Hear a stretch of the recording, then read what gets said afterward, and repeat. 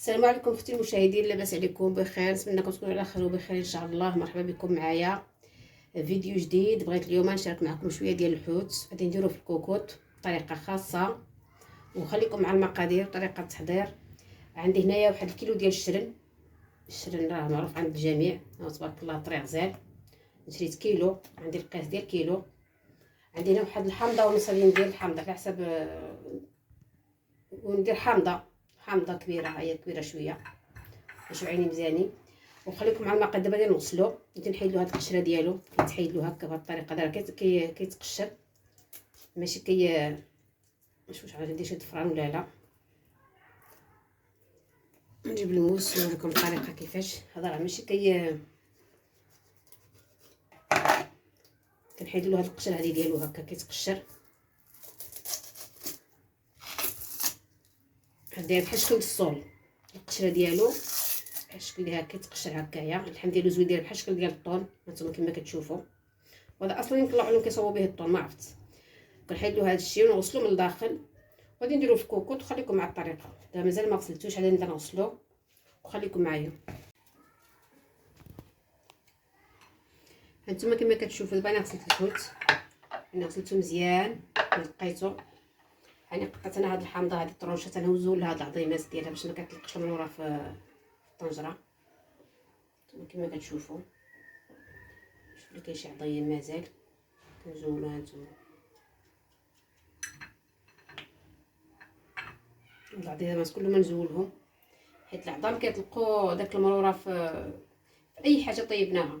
كانوا هاد العظام ديال السيترون هانتوما. غادي نزيد واحد شويه الحامض، يمكن كنحيدو هاد البلاصه اللي كتكون غليظه. بركه غير هادشي. المهم كل درت حامضه وربع ولا حامضه ونص كاع، هادشي اللي كاين. عندي هنايا واحد كاس لارد ديال زيت بلديه فقط بوحديتها. عندي هنا كاس الماء. هادو هما المقادير. دابا ندير زويته في الكوكوط. بسم الله.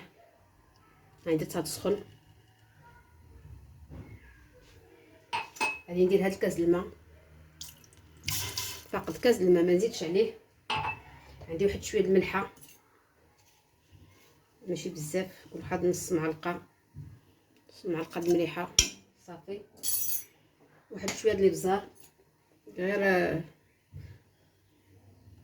كاين اللي بغى حار يدير كثر، اللي ما يبغيش حار ما يديرش. واحد نص معلقه صغيره صافي. هادو هما المقادير. غادي ندير هاد الحامض هنايا صافي. دابا ونستف هاد الحوت هنايا، غادي نديرو هنا في الطنجره وغادي نسد عليه. بسم الله. كاين اللي كيبغي يقطعو طرونشات، بحال دابا اللي كان كبير بزاف يمكن لكم تقطعوا طريفات، انا خليته هكا صحيح صافي. هادو هما المقادير ديال هاد الحوت. ندير له هكا باش تدخلوا ديك المليحه وداكشي يدخلوا فيه هكا، يشرب داك المليحه. هانتوما كما كتشوفوا. صافي دابا غادي نسد عليه 10 دقائق فقط. 10 دقائق صافي. كنلقاه نشف من داك الماء ولا بحال مفور، او بحال الشكل زعما ديال اللي كنكون معلب هكا في الطون كيكون هكا. نحلو الطون ونلقاوه العلبه هذا. المهم صافي هادشي اللي كاين. دابا غادي نسد عليها وخليكم معايا. هانتوما خوتي دابا ها هو وجد ليا الحوت ديالي كيجي زويون هكايا على الطريقه هذه، كيجي مزيون. دابا غادي نصبو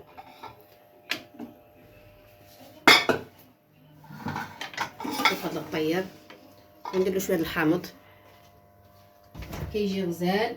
وكنتمنىكم تجربوه، كيجي على هاد الطريقه هذه. لد منه ما كان لذيذ بزاف وما كيتقلاش هكا في الزيت. داك القلي في الزيت هو اللي كيخلي هانتوما على الشكل هذا. وكنتمنىكم تجربوه وتردوا عليا في التعاليق كيفاش جاكم الحوت في الكوكوط. هانتوما دابا اخوتي، هانتوما كما كتشوفوا دابا هاد المريقه هذه اللي بقات وهاد الزويته وهاد الحامض. هنا هاد الحامض شوف كي ولا داير، طاب ولا غزال هكايا. كاين اللي بغى ياكلو وكاين اللي ما يحبش ياكلو ما ياكلوش، داكشي كيبقى اختياري. كنبدا ندير الحامض قاد المريقه قليل ولا هكا صافي، وندير هكا هاد لاصوص ديال حنا غير زويته صافي. بغيت ندير فوق منه شويه السودانيه اللي كيحب الحار، حنا ما كيبغيوش الدراري الحار ولاد اختي ما كيبغيوش نهائيا الحرور. كندير فوق منه شويه السودانيه ويدير شويه الكمون من الفوق صافي، وكيحطوه هكايا مع الشليضه مع اي حاجه. هادشي اللي كاين. هذا هو الحوس ديالي اخوتي المشاهدين اللي شاركت معكم. كيجي هكا مزيون وكيجي غزال ولذيذ لذيذ لذيذ، ما نقولكمش عليه، كيجي روعه. وبغيتكم هكا ديروا على هاد الطريقه هذه وصيفطوا ليا في التعاليق وتقولوا لي كيفاش جاكم.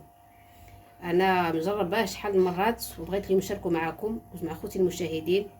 يمكن دير السردين، دير اي حوت، ولكن هذا كيجي احسن. هو السردين هو اللي كيجي متقون هكا وكيجي لذيذ بزاف. وشكرا لكم بزاف بزاف على التعليق ديالكم، شكرا لكم على الاشتراك ديالكم معايا في القناه، وشكرا لكم جزيل الشكر. وبسلامه عليكم حتى الفيديو اخر ان شاء الله الى كتاب.